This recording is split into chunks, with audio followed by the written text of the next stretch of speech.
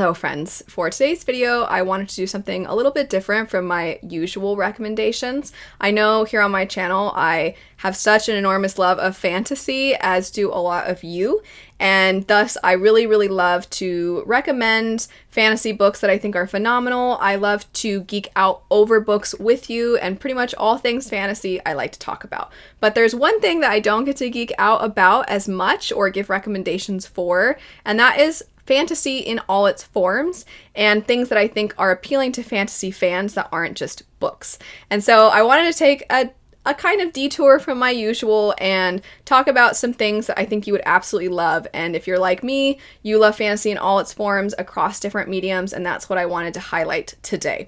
This is a little bit of an overlap between this channel and my side channel, Full Meta Analysis, so pretty much everything I'm talking about today, if you would like to geek out more over, or if you would like to see more in-depth thoughts, I'll have my side channel linked and specific videos that are associated with some of these. A couple of them are not actually fantasy, but I still think are appealing to fantasy fans. But regardless, I'm going to jump into it and start with one that I know so many of us love. I know so many of us can't wait for the next season, and that is Arcane. I rewatched Arcane this year with my mom at the beginning of the year, and I distinctly remember there's a certain scene on a bridge and a certain fight scene, and I had to get up and be like, I need more ice for my cup, because I'm like, don't start crying in front of mom, don't start crying in front of mom.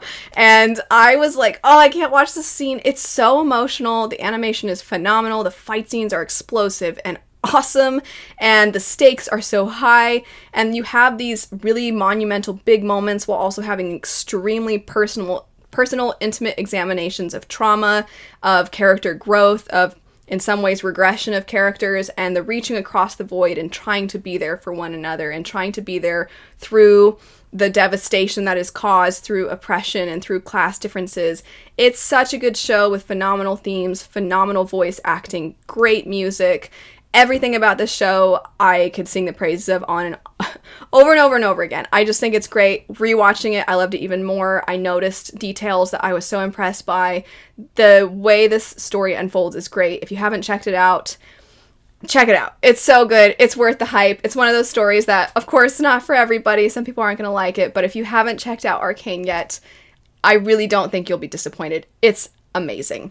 After that, we have a story that I have talked about so many times, and every tag video that says anything like, what got you into fantasy, or what made you fall in love with fantasy, I always say wasn't a book, it was the video game Final Fantasy X. I remember being like 10 years old and being blown away by that game, by its story, by its graphics, by how I never experienced a story that made me feel like that story did. And to this day, I get emotional just hearing the Xanarkin theme.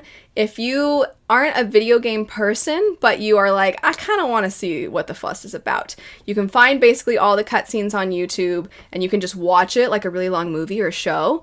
And it's so good. And also then you can like watch people's reactions to it and just see people sob their eyes out, because it's such a tragic, beautiful story about loss and about sacrifice and about finding love and friendship through the worst of times. And there's just so much about it that is beautiful. It's silly at the same time. It's kind of whimsical, but that makes the sad moments hit even harder. I actually saw the voice actor for Clive in Final Fantasy 16 talk about something similar, like something you fell in love with about storytelling and what's a pivotal moment for you in any kind of thing. And he mentioned a moment in Final Fantasy X, and I'm like, that's my guy. I just love that story so much, and especially if you liked Yumi and the Nightmare Painter, a lot of the inspirations were taken from Final Fantasy X. It's so good. It's so good.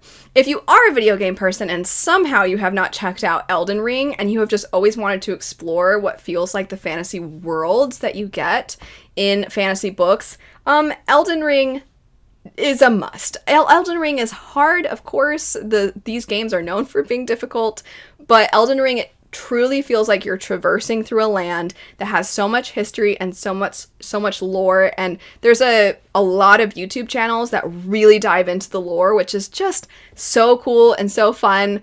And it is breathtaking. The further in you get to, the more breathtaking it becomes, because you start out in an area that's pretty, but then you're like, is this it? And then as you go into new areas, you're like, this place is hideous and gross and it's hot and it sucks here. And then you'll go somewhere else and you're like, it's so beautiful. And then the enemies are really hard and you're like, no. And you just can't, like, every new place is something beautiful or magical or whimsical or dark and ugly. And it's just such an amazing world. It's fantastic. I love the world of Elden Ring. And if you haven't checked it out, check it out. Just for that alone, because it's great.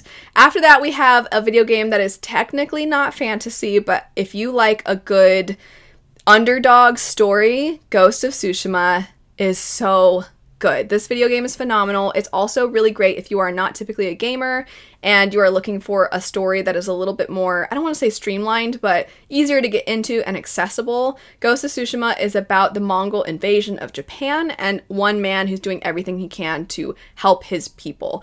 And also, there's a lot to do with him questioning his own morals and his own traditions, which are almost personified in his uncle, who he admires and who has essentially raised him.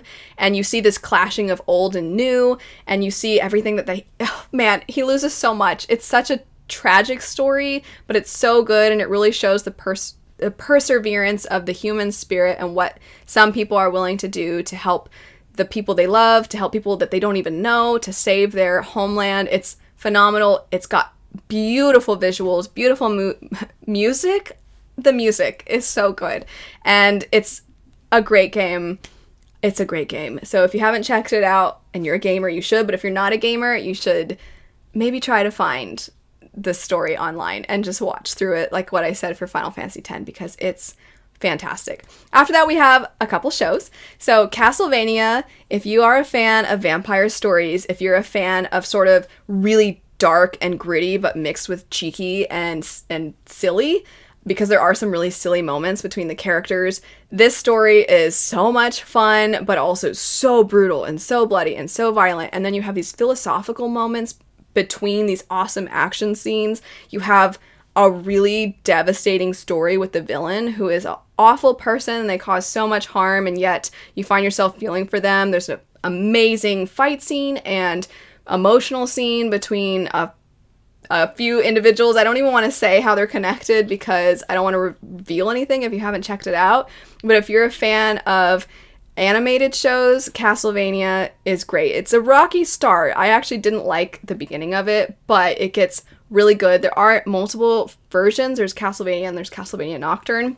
For me, Castlevania was fantastic. I think Nocturne leans a little bit more into the action adventure, and it's a little faster paced, and it doesn't have those kind of slow, almost, like I was saying, like the philosophical navel-gazing moments, but I actually really liked that about the original. So if you're going to check it out, you want to start with Castlevania, and then Nocturne would be next chronologically. After that, we have Blue Eye Samurai. This is a show that I checked out this year. It's a newer show, and it was fantastic. Once again, historical, so technically not fantasy, but so many of us love a good revenge story. And if you like Best Served Cold by Joe Abercrombie, that's probably the closest parallel I can think of as far as the tone. The main characters even have some parallels, except for this one is set in Japan. It's historical fiction, and our main character is a force to be reckoned with. You see not just growth, but you see everything that she has lost throughout this story and everything it takes for her to try to get her revenge. And the age-old question of any revenge story of, is it worth it, and is it actually destroying this person? Are they actually causing more harm? And my dog is like right here, there's her nose. So Luna's recommending it as well.